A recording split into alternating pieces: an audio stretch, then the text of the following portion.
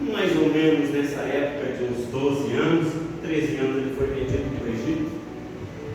Eu penso, quando eu vejo José, eu olho para os meus filhos, eu para a glória de Deus, me converti com 18 anos, hoje eu tenho 2 filhos casados, vou servo, aleluia, aleluia. Então eu olho para os meus filhos e eu procuro ensinar meus filhos no caminho do Senhor.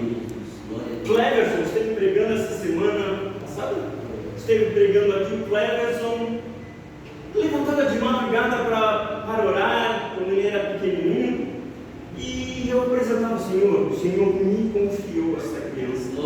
Ele desse tamanho, ele está assim, ele desse tamanho, levantava ele na madrugada, pegava ele de onde ele estava dormindo, levantava, orava ao Senhor e dizia: Senhor, me dá sabedoria para ensinar a ele o caminho que ele deve andar. E eu vejo Jacó, pai de José, ensinando José dessa maneira, ensinando José os preceitos, as leis do Senhor, o caminho do Senhor, que ele havia aprendido do seu pai, que havia aprendido do seu avô, que havia aprendido diante do Senhor.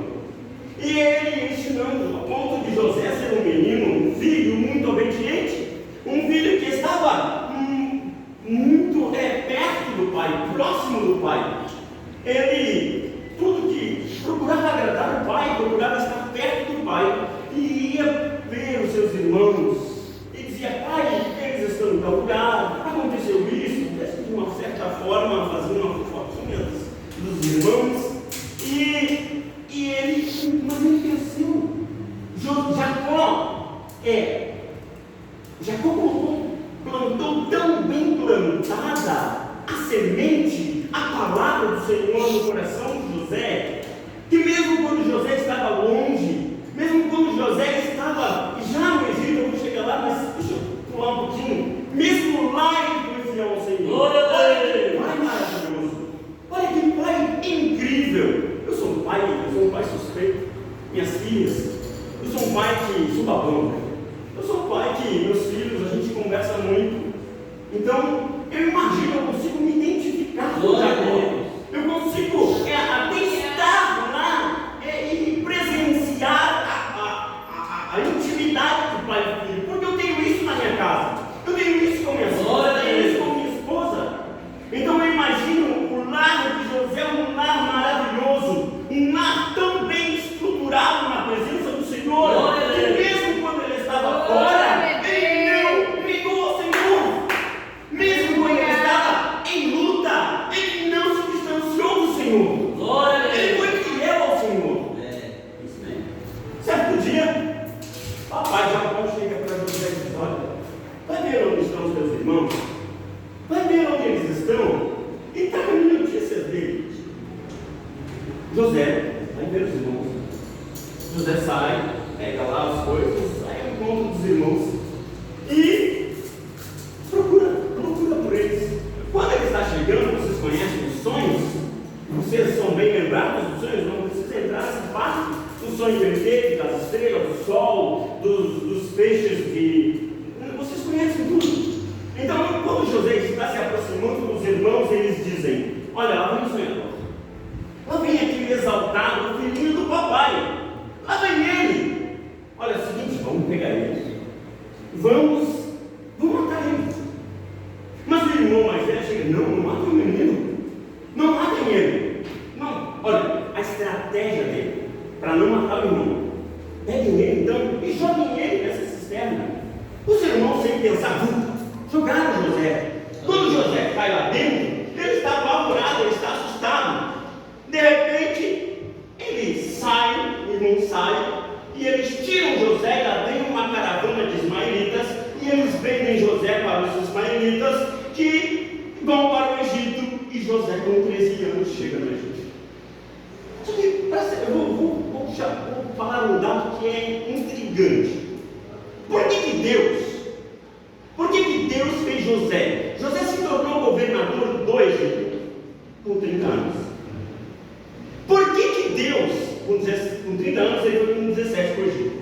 Por que Deus, então, não levou José logo com 30 anos para o Egito? Aleluia! Por quê? Glória a Deus! Porque vai passar por todo esse processo. Por que passar por todo esse momento, esse momento de luta? Por quê? Eu comecei a prestar atenção, pastor Elton, questionando, lendo a Bíblia, examinando, tentando entender, buscando a história, procurando entender quem pensou isso. Diga uma coisa, foi o próprio Deus, ouça isso com muita atenção, foi o próprio Deus, colocou no coração dos irmãos de fazerem o que fizeram. Foi o próprio Deus. Por quê? Porque Deus precisava que José fosse para o Egito. E de outra maneira, José não iria para o Egito. Não iria para o Egito. Então Deus permite que os irmãos peguem José, vendam José para os ismaelitas. Deus prepara Potifar, que compra José. Deus prepara. Lá está José, eu imagino na praça. Está lá ele, de todos os escravos, o mais bem cuidado. Porque lembra? Era o filhinho do papai. Era muito bem cuidado. Os dentes eram perfeitos. As unhas estavam muito bem cuidadas. A pele maravilhosa, apesar do sol do deserto. Mas para o momento era um filho muito bem cuidado. Não era um escravo lá cheio de craca, não. Não era um escravo com os dentes todo podre, não. Por isso que Potifar foi por ele. Porque se fosse diferente, Potifar não queria. Agora, por que, pastor? José foi para o Egito com 17 anos. Por quê? Aleluia! Por quê?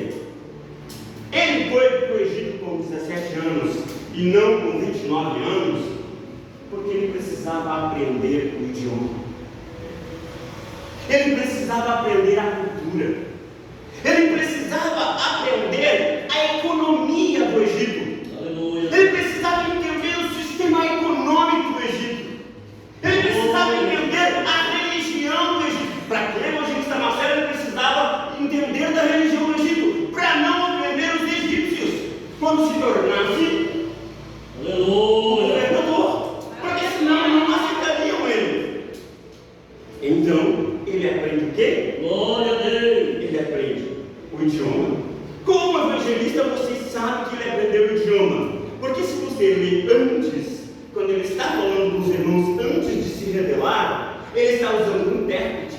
Ele não fala em hebraico, ele está falando em egípcio, e um servo traduz para o hebraico para os irmãos. Porque se ele logo falasse em hebraico para os irmãos, não sabia o que era ele. Aleluia! Então ele aprendeu. Primeira coisa, por que ele foi com 17 anos? Para aprender o idioma. Esse é um ponto. Por que ele foi com 17 anos e foi para a casa de Potifar? Para aprender a administração. Glória a Deus! Ele foi para a casa de Potifar, Deus começou a dar entendimento, ele como um rapaz muito bem, inspirado por Deus, eu vou assim dizer, ele começa a se interessar e começa a aprender. Potifar olha para um menino de 17 anos, 18 anos, não sei a idade exata, e diz, este é promissor, vou pegar ele e vou botar para cuidar dos corpos, quem sabe? Depois do que dá bem ali, olha, vou colocar ele para cuidar das ovelhas. Ficou bom, o negócio está andando. Vou colocar ele para cuidar das minhas éguas, dos meus cavalos. Opa, está ficando bom, está ficando cada vez melhor. Tudo que eu coloco ele prospera. Então, Deus ele vai lá e coloca ele para cuidar do jardim, sabe? Aqui eu estou apenas conjecturando, imaginando as coisas. Glória a Deus! E Potifar vai testando ele e ele vai prosperando. Então Deus diz, bom,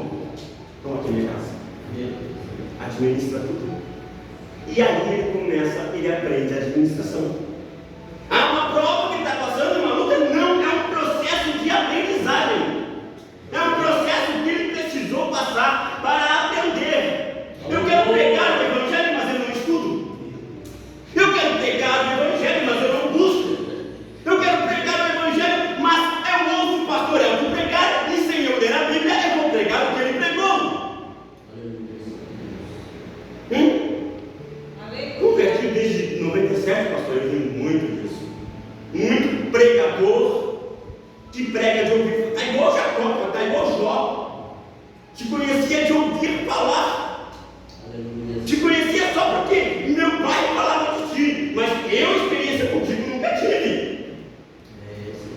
Já viu isso, pastor? O senhor já viu muito disso, com certeza. E Jacó está no Egito agora, experiente com Deus, porque o pai aí ensinou. O pai foi espelho.